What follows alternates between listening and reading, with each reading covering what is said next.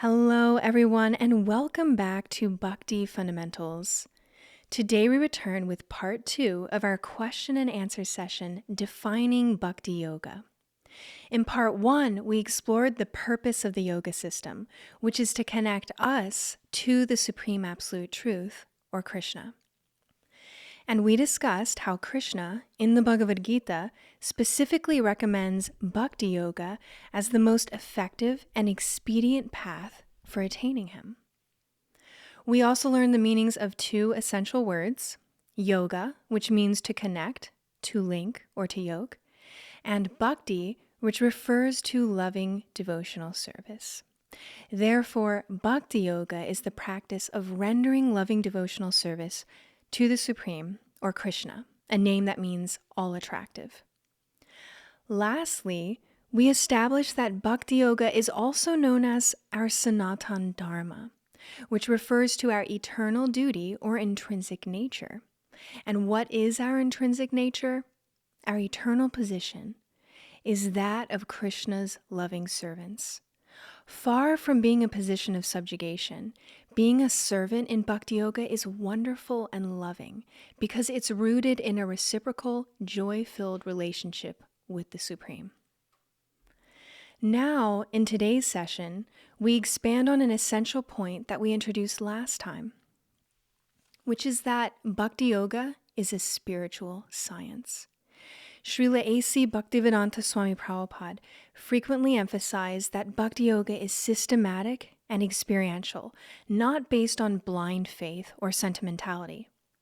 Like any scientific discipline, Bhakti Yoga involves a clear and methodical process, complete with stages of hypothesis, experimentation, and a data analysis phase that allows us to draw meaningful conclusions about our spiritual progress. So let's break down Bhakti Yoga as a science now. By understanding Bhakti Yoga through the lens of a scientific framework, we can better appreciate its structure, measure our spiritual advancement or progress, and make adjustments that help us advance steadily towards the ultimate goal of Bhakti Yoga, which is pure love for Krishna, also known as prema in Sanskrit. Bhakti Yoga begins with a hypothesis, just like in the scientific disciplines. In Bhakti Yoga, the hypothesis is that by rendering loving devotional service to the Supreme, to Krishna, we will attain full realization of the Supreme, as well as full realization of ourselves and our relationship with the Supreme. What's more, we learn that we will achieve pure love of Krishna, prema, by engaging in the practices of Bhakti Yoga. The foundational texts of Bhakti Yoga, such as the Bhagavad Gita and Srimad Bhagavatam, present these hypotheses clearly. They outline the processes, principles, and outcomes of Bhakti Yoga and invite us to test them through direct experience. The Srimad Bhagavatam is in fact filled with narrations of people who took up the practices of Bhakti Yoga and by following those practices eventually achieved the goal of attaining Krishna and developing pure love for him. So next in our scientific method, we arrive at the experimental stage of Bhakti Yoga. The experiment stage includes the various practices of Bhakti Yoga. This is where we actively engage in the practices prescribed by the Bhakti tradition to test the hypotheses that we just heard. In the scriptures, we learn about the 9 processes of Bhakti Yoga. These 9 processes are outlined in the Srimad Bhagavatam, the Chaitanya Charitamrita, and many other shastras or scriptures. In the Srimad Bhagavatam, we hear the verse, Shravanam, Kirtanam, Vishnu, Smaranam, Pada Sevanam, Archanam, Vandanam, Dasyam, Sakyam, Atma Nivedanam. And each of those words of the verse translates to one of the 9 processes of devotional service, or Bhakti Yoga, which are as follows. Hearing, or Shravanam. This includes hearing about Krishna and topics related to Krishna. Hearing the Maha Mantra, which is comprised of the names of the Supreme. 2, Chanting, or kirtanam.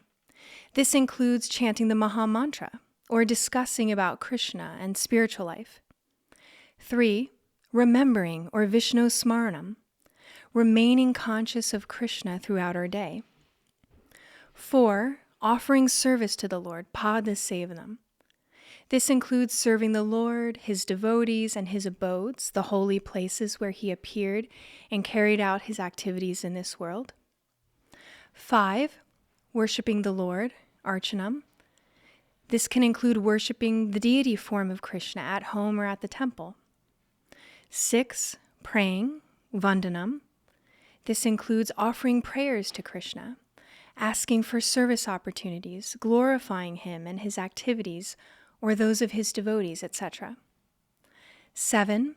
Serving the Supreme, Dasyam. Advanced devotees, deeply attuned to Krishna's will, dedicate themselves to carrying out his desires, which are always in the best interest of everyone. 8. Cultivating friendship, Sakyam. In a similar way as the previous process, advanced devotees cultivate a deep personal friendship with Krishna. And finally, the 9th, total surrender, Atma Nivedanam. The culmination of Bhakti Yoga is complete surrender. At this stage, the devotee offers their entire life to Krishna. Their desires, aspirations, and actions align perfectly with his will. In this state, they live solely to please him, finding their own ultimate fulfillment and happiness in being fully surrendered to the Supreme.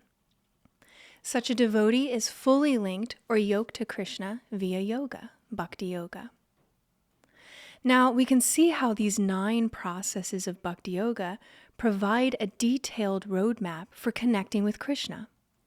Each process offers a unique way to engage with Krishna, catering to the different stages of our spiritual growth. Some processes, like hearing about spiritual topics and chanting the Maha Mantra, are more accessible at the beginning stages, while others, such as complete surrender to Krishna, become natural as we advance further along the path of devotional service.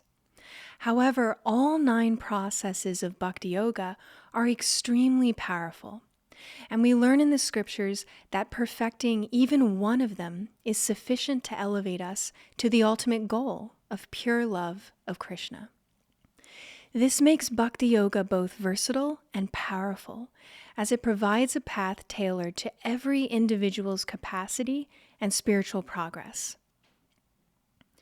Just as a scientist carefully follows an experimental protocol to gather meaningful data, in Bhakti Yoga, we adopt combinations of these spiritual processes with sincerity and attention, and with reference to our spiritual teachers and the scriptures. Adopting these spiritual processes is the means of our making spiritual advancement in Bhakti Yoga.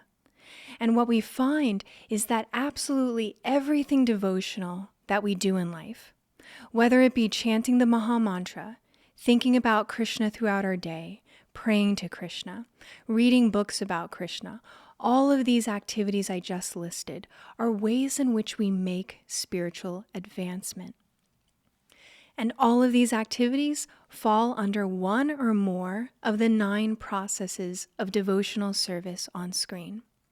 So these 9 processes are how we make spiritual advancement toward Krishna.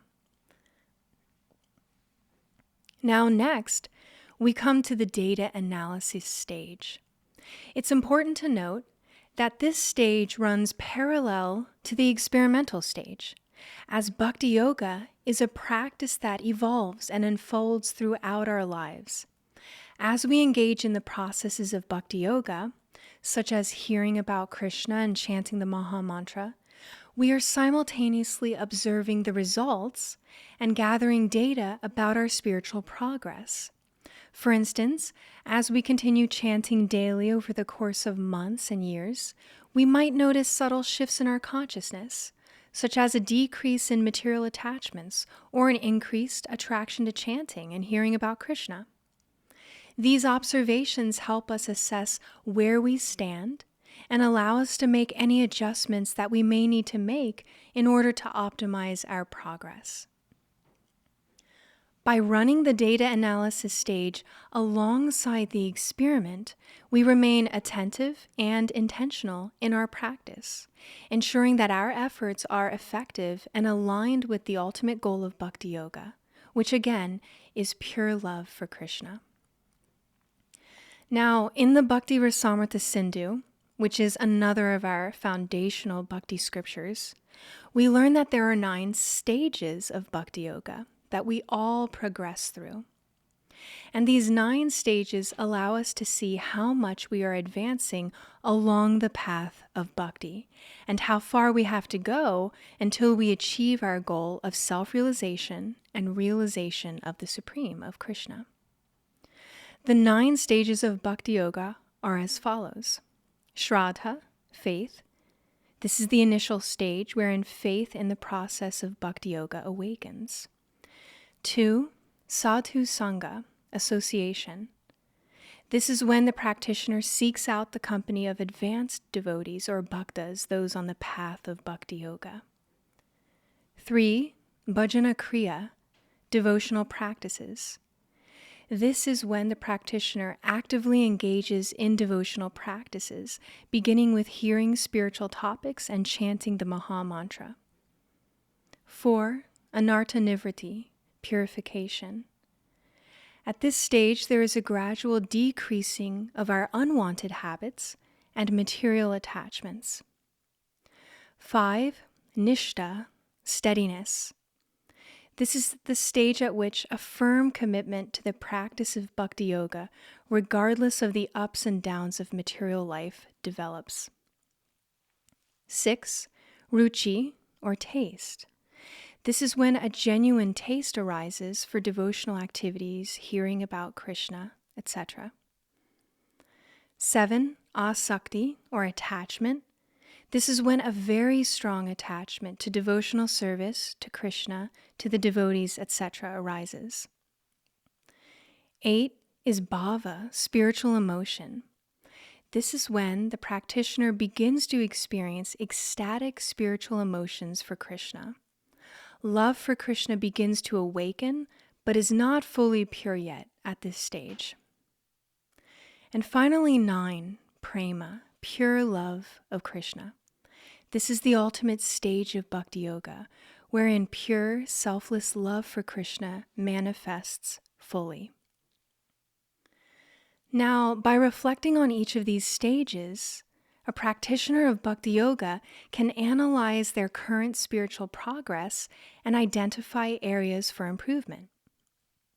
It's important to note that these stages are followed sequentially, much like a science experiment in a lab that progresses step by step until it is complete. We can't simply pick a stage up here and start from there. Bhakti Yoga begins with Shraddha, the first stage, faith. Next, let's look at some examples of what our data analysis in Bhakti Yoga might look like at various stages. At the Shraddha stage, the faith stage, this initial stage arises when we gain faith in Krishna and the process of devotional service, Bhakti Yoga. Faith might arise from reading the Bhakti scriptures, beginning with the Bhagavad Gita, or associating with devotees, those practicing Bhakti Yoga, or from coming into contact with the Maha Mantra, which is powerful because it's comprised of the names of the Supreme. Such faith, Shraddha, is not blind faith, but is based on the logical understanding that Krishna is the Supreme, and devotional service is the natural function of the soul, or us. Our reflection or analysis at this stage might be, do I have confidence in the process of Bhakti Yoga and its ability to lead me to Krishna? 2, we have the Sadhu Sangha stage, or the association stage. Shraddha, or faith, naturally leads us to seek the company of sadhus, or saintly persons who also practice Bhakti Yoga. In the association of advanced devotees, or bhakti yogis, we learn how to engage in devotional practices. Srila Prabhupada often emphasized that the association of devotees is essential for our making spiritual progress, as their example and encouragement inspires us to deepen our own commitment to the process of Bhakti Yoga. Our reflection or analysis at this stage might be, am I seeking out and valuing the company of sincere and advanced devotees? Am I thinking about how to use their association to deepen my own bhakti practice by learning from their qualities, their service attitude, and insights? Am I making sincere efforts to reciprocate and contribute positively in these relationships? 3, we have our bhajana kriya stage, our practice stage. With the guidance of devotees, the bhakti yogis, we then begin to engage in devotional activities, such as chanting the Maha Mantra, studying the Bhagavad Gita, offering our vegetarian meals to Krishna, and following the regulative principles of the scriptures, which help us to advance in spiritual life. Such principles include refraining from meat eating, refraining from intoxication and unchaste or lascivious behavior, refraining from gambling, etc. Our reflection or analysis at this stage might be, am I regularly engaging in devotional practices, especially hearing spiritual topics like classes on the Bhagavad Gita and chanting the Maha Mantra? Am I living a clean life according to the regulative principles recommended for advancement along the path of Bhakti Yoga? 4, we have our anartha nivritti stage, the stage at which we are being purified from unhelpful habits and material attachments, things that don't help us on the path of bhakti.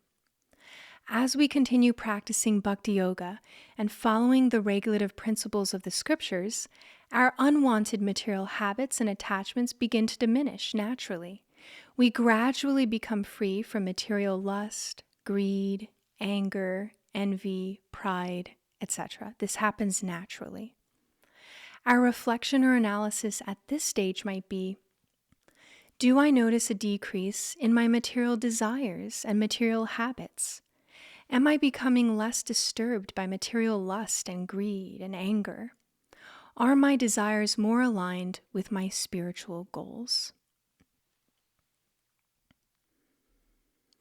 Next, we have our stage of nishtha, or steadiness. With continued purification, we become firmly fixed in devotional service or bhakti yoga. At this advanced stage of practice, we have very fixed faith.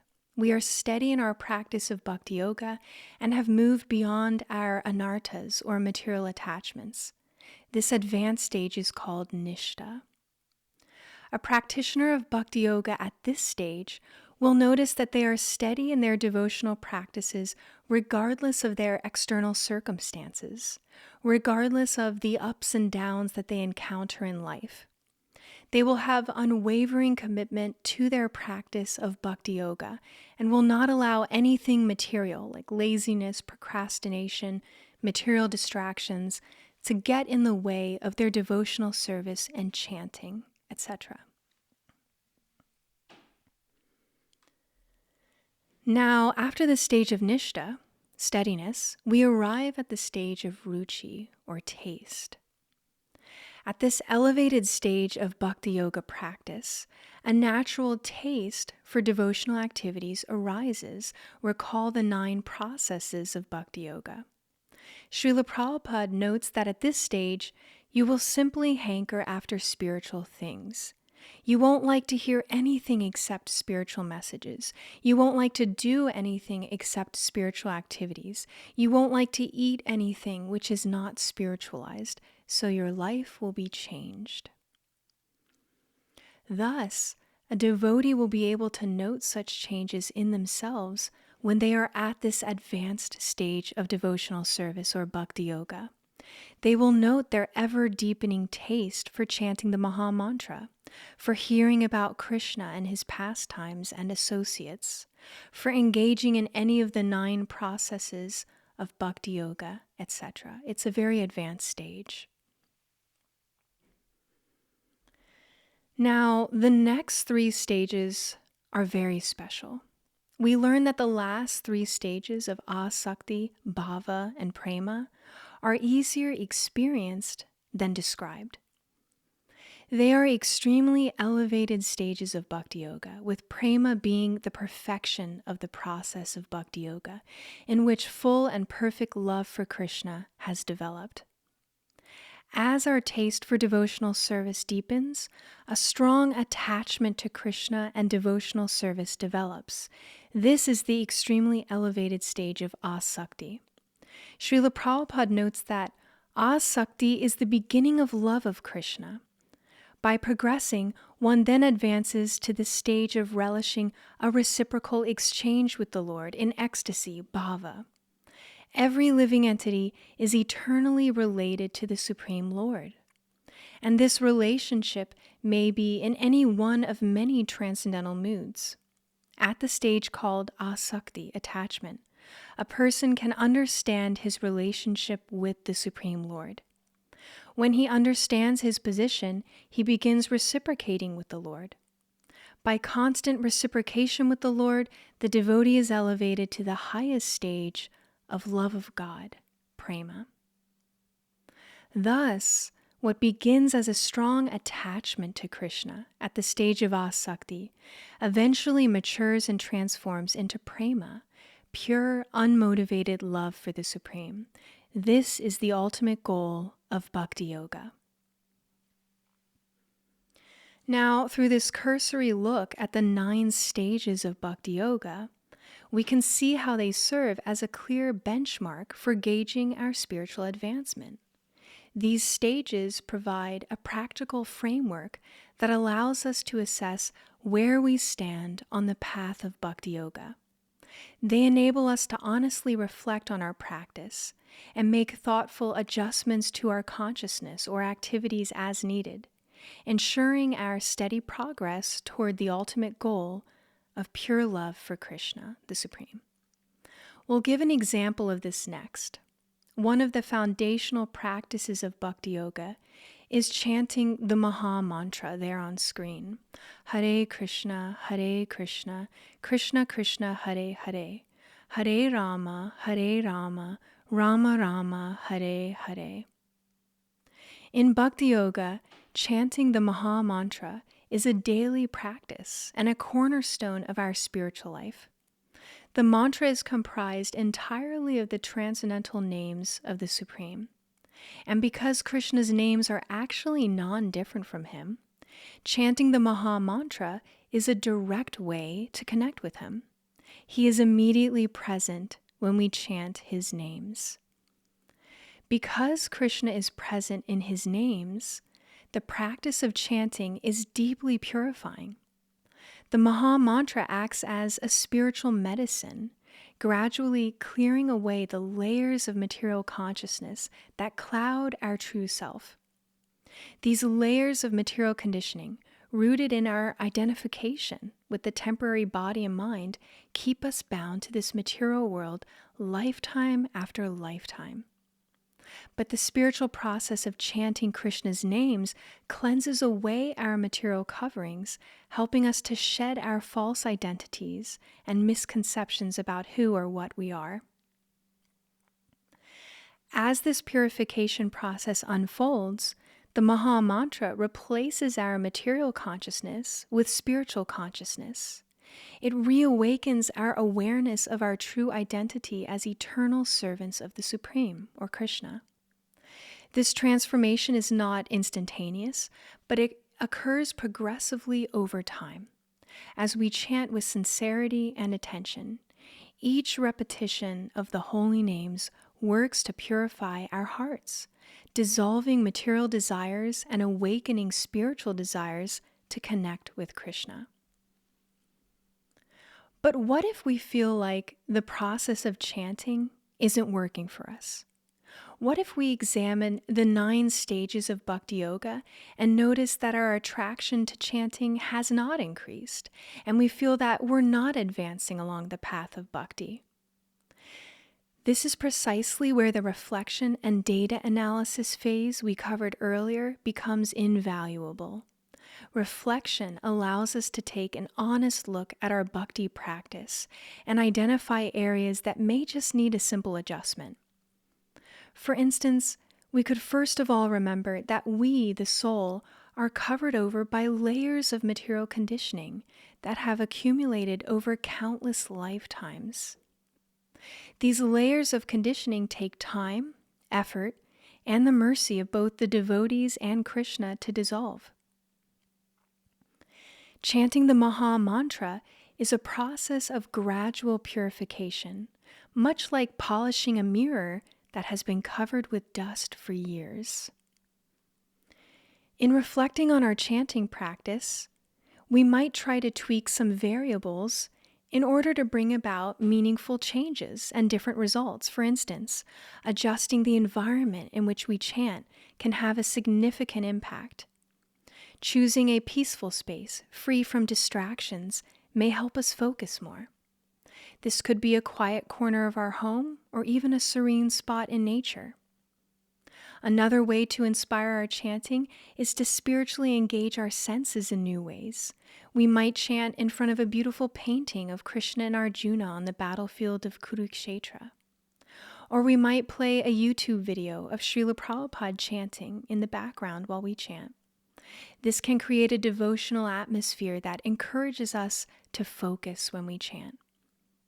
If we are struggling with distractions while chanting, we might chant aloud with more emphasis, or chant in the association of other practitioners of Bhakti Yoga, whose enthusiasm can inspire and uplift us.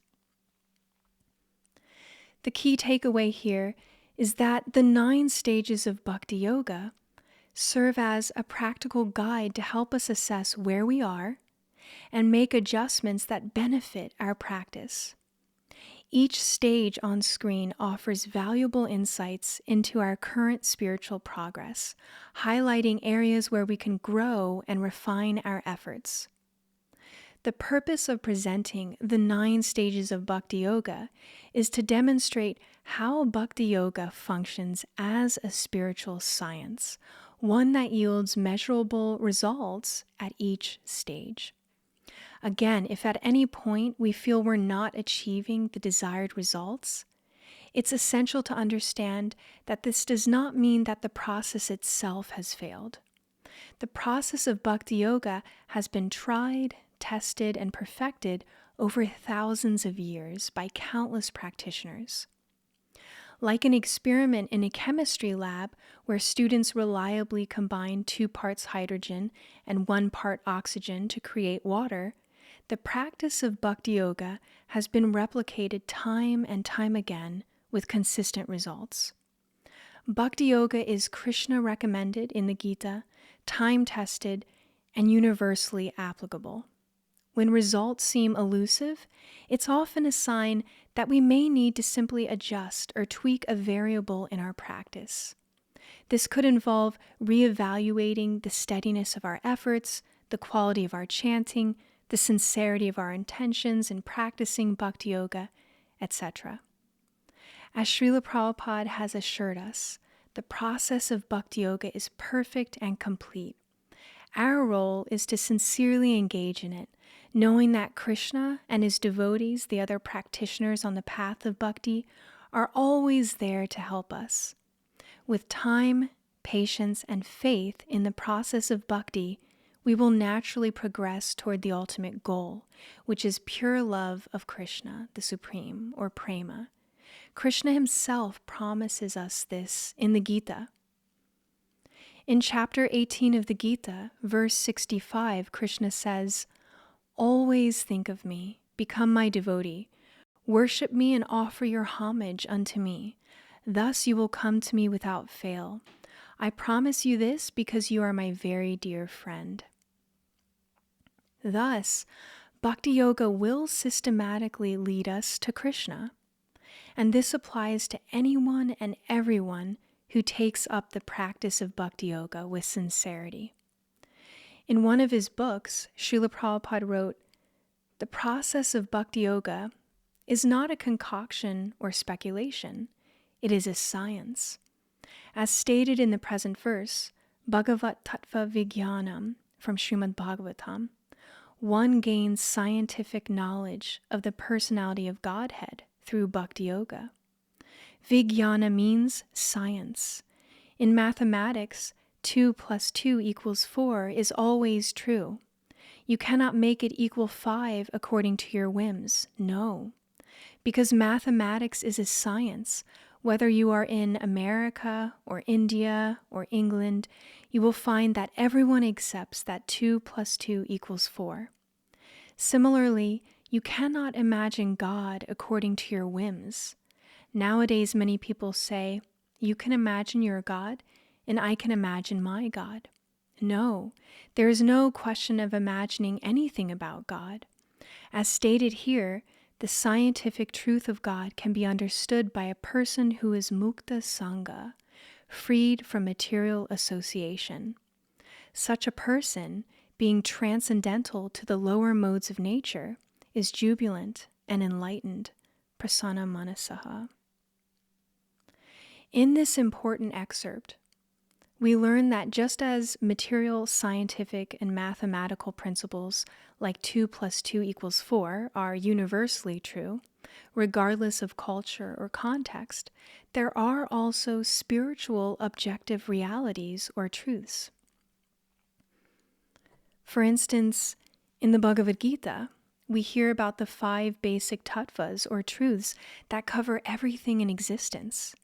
They are Ishvara tattva, which is the nature of the Supreme Person, Krishna; Jiva tattva, which is the nature of the living entities or individual souls like you and I; Prakriti tattva, which is the study of how things operate in this material world; Kala tattva, or the nature of time; and Karma tattva, or the nature of actions and their results. These foundational realities exist whether or not we believe in them. For example, whether we believe it or not, we are all actually individual souls, not our material bodies. And the subtle laws of karma apply to all of us unless we're engaging in spiritual practices. In a similar way, Srila Prabhupada emphasizes that understanding the Supreme is not a matter of imagination or personal speculation. Just as mathematics requires adherence to rules and truths to arrive at correct answers, the process of knowing and loving the Supreme requires following the 9 processes of Bhakti Yoga that we talked about today, beginning with hearing spiritual topics and chanting the Maha Mantra. In fact, hearing, or Shravanam, and chanting, or Kirtanam, are the 2 processes of Bhakti Yoga that we engage in first, and we'll actually continue to practice those 2 processes even as our practice of Bhakti Yoga deepens to include more of the 9 processes. These 2 practices of hearing and chanting are inseparable and mutually reinforcing. By hearing about Krishna from the scriptures, from the devotees, and from our spiritual teachers, our desire to chant Krishna's holy names, the Maha Mantra, increases. And by chanting, our eagerness to hear about Krishna and his activities and associates also increases. Through the 9 processes of Bhakti Yoga, Krishna has made it easy for us to reconnect with him if we sincerely wish to. He wants us to turn toward him. He wants us to act on our eternal relationship with him. This is the reason that he provides these 9 extremely powerful processes for us to deepen our connection with him, and the 9 stages of Bhakti Yoga by which we can gauge our progress. While we have explored Bhakti Yoga as a spiritual science today, with clearly defined stages and processes, one important point to make at this stage is that Bhakti Yoga is also an art. The practice of Bhakti Yoga engages not just our intellect, but also our heart, creativity, and emotions. It invites us to express our love for Krishna in deeply personal and unique ways, through our individual careers, activities, hobbies, talents, and relationships. The Bhagavad Gita's ultimate and most essential teaching is that we should dedicate our entire life, family, career, hobbies, and wealth in service to the Supreme. And this dedication is deeply personal. While everyone progresses through the various scientific stages of Bhakti Yoga, the way that they do so, the time frame, the setting, and the specific devotional activities will vary for each individual. This is where the art of Bhakti Yoga comes in. Each of us holds a brush and paints our devotional life in unique ways, dovetailing our different talents, inclinations, and circumstances to create a life beautifully centered on Krishna. And this will be the topic of our discussion next time, Bhakti Yoga as the art of dovetailing our individual, unique lives to Krishna. So stay tuned, and please let us know if you have any questions from today's class so that we can answer them in future sessions. We look forward to hearing from you. In the meantime, thank you for listening today, and we'll see you next time on Bhakti Fundamentals.